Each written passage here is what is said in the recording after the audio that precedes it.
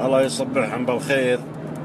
أبى أعلمكم سالفة واحد من أخوياي علمنا بالسالفة هذه عن واحد من ربعه بعد السنابة هذه.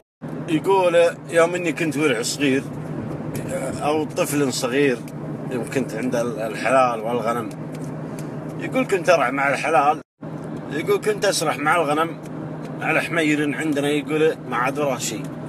يقول دبل شبدي الحمار هذا، يقول أبوي عنده ناقتنا، يقول ناقة مدري ركبي لها اسم يسمونها، يقول رابطها عند باب بيت الشعر، يقول تقادح عيونها شرار، يقول من النشاط اللي فيها. ويقول أنا أسرح عند الغنم على الحمير هذا، يقول فيه بنيت يسرحن عند غنمهم عند حلالهم، يقول قاطعين قلبي.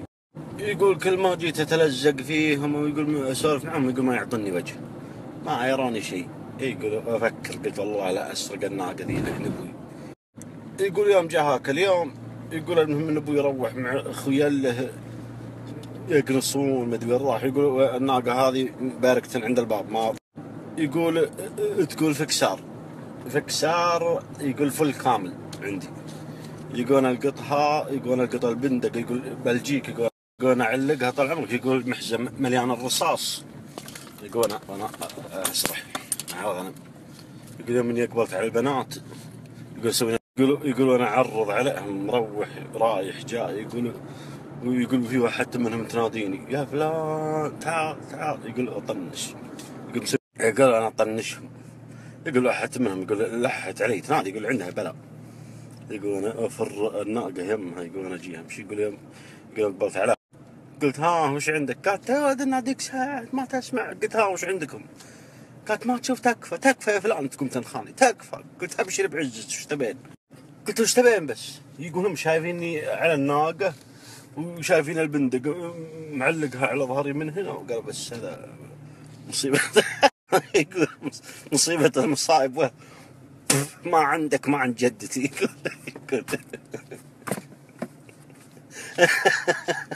يقول المهم طال عمرك، قلت ها وش عندك؟ قال تكفى يا فلان الضبع، انا ما تشوف الضب تكفى جبنا راسه. يقول ضب من كبر القرع. يقول انا اتحمس، يقول بنيت والبندق معي وفوق ناقه فوق فكسار، يقول من قدي.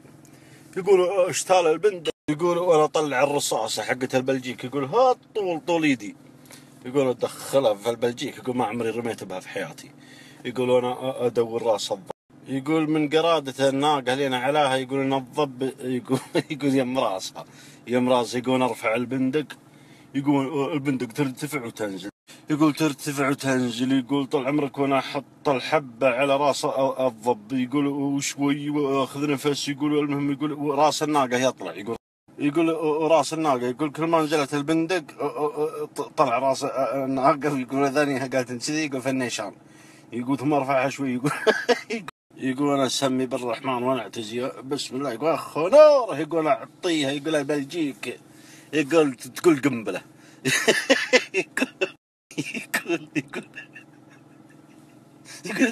يقول الناقة يوم ما طاحت، يقول طاش راس الناقة مني، يقول معطيها مني، يقوم طرش من راسها، يقول طاحت. يقول مخها قطعين على الحصان. يقول والناقة طايحة وكاسرة الرجلي. والبنات، يقول بناتي تعال راحوا يعلمونهم، يقول المهم، يقول ابوي يقول جاني على الحمير، يقول عجته